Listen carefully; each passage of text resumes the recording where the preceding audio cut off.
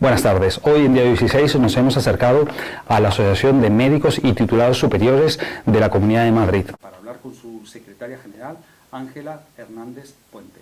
Buenas tardes. Buenas tardes, Maximiliano. Muchas gracias por recibirnos en la sede de la asociación. Que bueno, somos conocedores que sois el sindicato que habéis iniciado la huelga indefinida en el mes de noviembre en contra de la política sanitaria del gobierno de Isabel Díaz Ayuso. En concreto, le queríamos preguntar, porque efectivamente tras 3 meses de huelga, ¿qué es lo que ha pasado? ¿Por qué hemos llegado a este punto después de más de 4 meses de huelga prácticamente? Pues es una buena pregunta. Nosotros, más que nosotros, esta huelga la empiezan los médicos de familia y los pediatras, que después de una situación muy compleja, después de verano, por parte de otros médicos de atención primaria, que son los médicos del SAR, de los servicios de atención rural, ellos ven cómo ese servicio se desmantela después de verano, se desmantelan los derechos laborales de estos médicos, se desmantelan los equipos.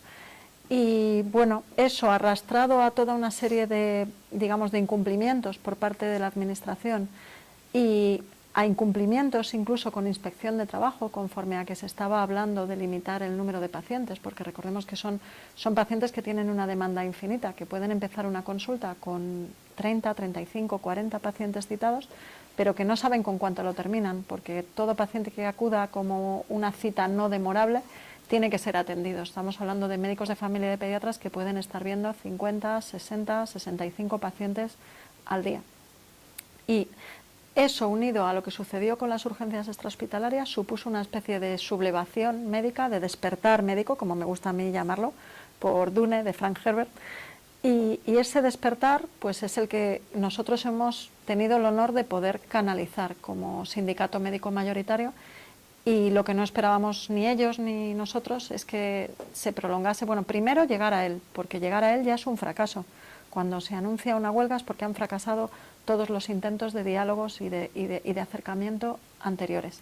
En este caso no hubo ningún acercamiento por parte de la Consejería de Sanidad y una vez que empezó el conflicto, las reuniones han sido muy espaciadas en el tiempo y en ningún momento ha venido a estas reuniones el consejero de Sanidad, Enrique Ruiz Escudero, para interesarse por cómo iban desarrollándose, ni se ha interesado por ellas personalmente, al menos no ha habido contactos con nosotros, ni con el resto de organizaciones a las que luego abrimos el comité de huelga, por parte de la presidenta autonómica Isabel Díaz Ayuso. Una pregunta, porque hemos llegado, como comentábamos al inicio de la entrevista, han pasado casi 4 meses, ha habido un encierro, ha habido la semana pasada, sin más, algunos encadenamientos en la puerta de la Asamblea de Madrid, pero en concreto, ya hablando de los contenidos y de las reivindicaciones que está haciendo el sindicato, ¿qué es lo que está reclamándole al gobierno de Isabel Díaz Ayuso? Hoy es justo el día 21 y hoy hace justo 3 meses. Hay acciones que no han tenido nada que ver con AMITS ni con el comité de huelga, pero que cuando se produce una situación en la que se tensa tanto el discurso por parte del gobierno, pues al final es casi comprensible que haya pues determinadas actuaciones de médicos que no entienden que no se llegue a un acuerdo. Lo que hemos pedido siempre ha sido lo mismo y era una financiación suficiente para la atención primaria, pero siendo conscientes de que en un conflicto laboral como el que es una huelga, pues no pedimos ni podemos aspirar a lo que sería deseable, que es que se dedique a la atención primaria madrileña de verdad y sin contar el gasto en recetas, el 25% del gasto en sanidad. Estamos muy lejos, estamos lejos incluso de la media nacional, que se sitúa cercana al 15%, en Madrid estamos en un 10,77% y como el gobierno no ha sido capaz de sacar adelante los presupuestos, han sido prorrogados, pues ahí es donde nos vamos a quedar. Lo que pedíamos era una parte de la limitación de las agendas para que los profesionales que día a día se están rompiendo en consulta, porque es muy difícil seguir haciendo tu trabajo cuando piensas que lo estás haciendo mal, cuando te vas a casa cada día pensando qué se te ha podido olvidar o cómo puede afectar eso a tus pacientes. Entonces, una parte era la limitación de la demanda y otra parte era volver a retomar la confianza. Y para volver a retomar la confianza y creer en que la Administración va a dar un paso para mejorar la gestión de la atención primaria, porque si no mejoramos esa gestión que viene deteriorándose como mínimo en los últimos 15 años. Yo he sido testigo directa de los últimos 10. Para dar ese paso hace falta presupuesto, y en ese presupuesto es donde pedíamos un pequeño esfuerzo presupuestario, pequeño que no es pequeño, que es grande, pero que es pequeño respecto al presupuesto sanitario, que alcanza más de 9.000 millones de euros anuales, recordemos, en la Comunidad de Madrid. Pues ese esfuerzo presupuestario queríamos que se situase en capítulo 1, reforzando categorías deficitarias, que son las que por desgracia no hay, que son las de médico de familia y las de pediatras, para poder solventar el problema, uno de los problemas fundamentales que ponemos sobre la mesa, y es que hay un 20% de las consultas de médico de familia sin cubrir, y aproximadamente, creemos que ya serán alguna más en nuestros últimos meses, más de un 30% de las consultas de pediatra de atención primaria sin cubrir. Claro, que eso conlleva a que, en este caso, los médicos de atención primaria o los pediatras que se encuentran en los centros de salud tengan mínimo de cuántos minutos para atender por paciente. Lo tenéis estudiado, entiendo. Pues muy poquitos. Cuando están viendo 60, 70 pacientes, a veces no supera el tiempo los 2-3 minutos. ¿Qué sucede? Que ellos dan a cada paciente el tiempo que creen que necesita. Y muchos de ellos han estado haciendo sin cobrarlas ni que se las reconozca a nadie. Hay muchos de ellos que han estado haciendo entre 1 y 3 horas diarias de más para no irse a casa con esa sensación de no haber hecho bien su trabajo. Y algo más grave todavía, esto implica que hay 1 millón de madrileños, de ellos 200.000 niños, que no tienen un médico de familia o un pediatra asignado. No pretendemos hacer demagogia con esto, no significa que cualquiera que no vaya a atención primaria no vaya a ser atendido. Son atendidos, pero son atendidos con la sobrecarga de los que quedan y con menor calidad que si tuvieran un pediatra, pudieran disfrutar de un pediatra o de un médico de familia. Yo de hecho estuve viendo escuchando algunas declaraciones de compañeros suyos donde decían, bueno, es que estamos tratando con personas y por la seguridad de nuestra y también por la seguridad de nuestros pacientes. Entonces indicaban que, claro, efectivamente tenían miedo por las condiciones que estaban trabajando actualmente.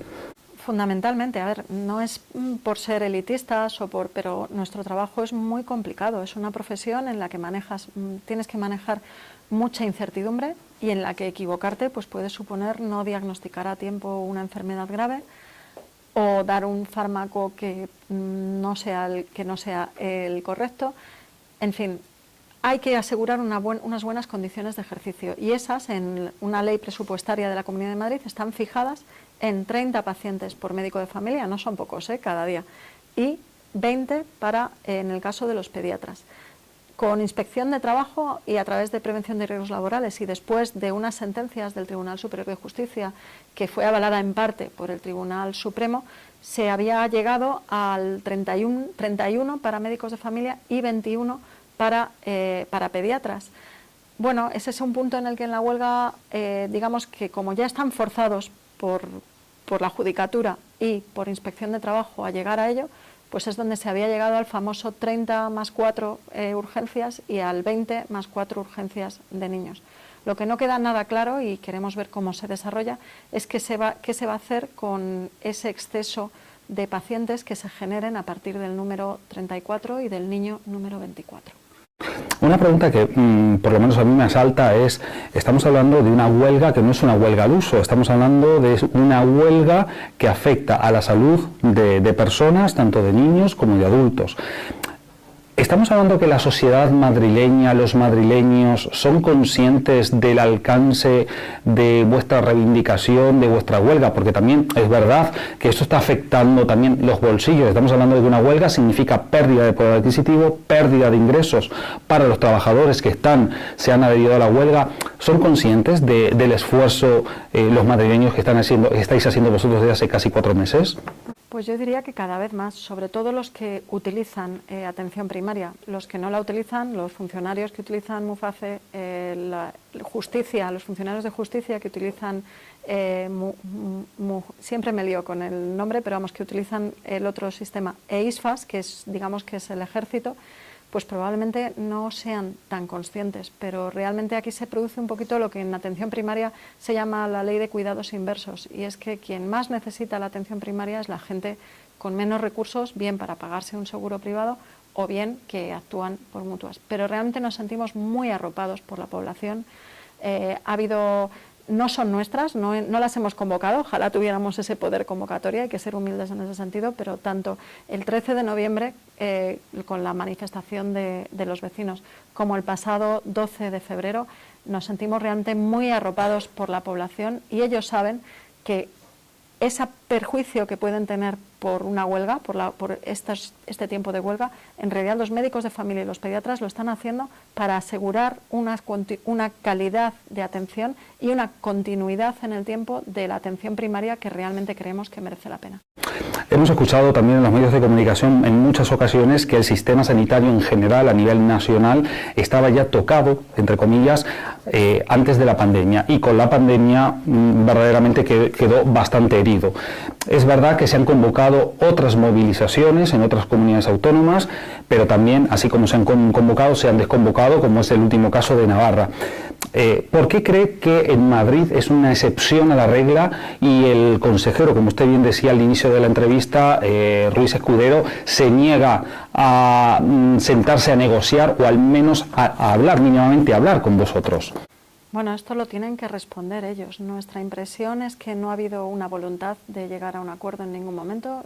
A diferencia de otras comunidades, aquí nunca ha habido reuniones previas al 21 de noviembre para intentar detener la huelga. Hay otra huelga, los compañeros de hospitalaria, viendo la situación de los de primaria, quieren no solo darles soporte, sino también reivindicar algunas cosas que llevan reivindicando desde hace mucho tiempo y que no han sido escuchadas en mesa sectorial. Esa huelga empieza el próximo 1 y 2 de marzo y a estas alturas todavía no nos han llamado para intentar detenerla. Yo creo que la diferencia fundamental es el diálogo y la voluntad de querer llegar a acuerdos. Y ya personalmente mi opinión es que el Gobierno de la Comunidad de Madrid lleva instalado en una oposición al Gobierno central demasiado tiempo, en lugar de preocuparse por gobernar los problemas de la propia comunidad. Pero puedo estar equivocada, no soy analista política. Claro, pero también es verdad que, a diferencia de otras comunidades autónomas, de alguna manera, desde la Consejería de Sanidad, las señales que se da es criminalizar, atacar, juzgar el trabajo vuestro como profesionales de la sanidad pública. ¿Por qué lo achaca esta, no digo injuria, pero sí de alguna manera estos ataques de alguna manera gratuitos hacia el colectivo sanitario de la Comunidad de Madrid? Yo creo que ellos pretenden romper el vínculo que hay entre los médicos, entre los profesionales sanitarios en general, porque también ha sucedido en urgencias extrahospitalarias con todas las categorías, pero en concreto en atención primaria el vínculo de los médicos de familia con los pediatras, porque donde los médicos de familia y los pediatras ven pacientes y donde ven su cupo y donde ven una población a atender desde el punto de vista de la salud, pero también de la sanidad, pero también desde el punto de vista comunitario, nuestra impresión, que se confirmó por desgracia la semana pasada, es que el Gobierno actual de la Comunidad de Madrid lo que ve es una oportunidad de negocio.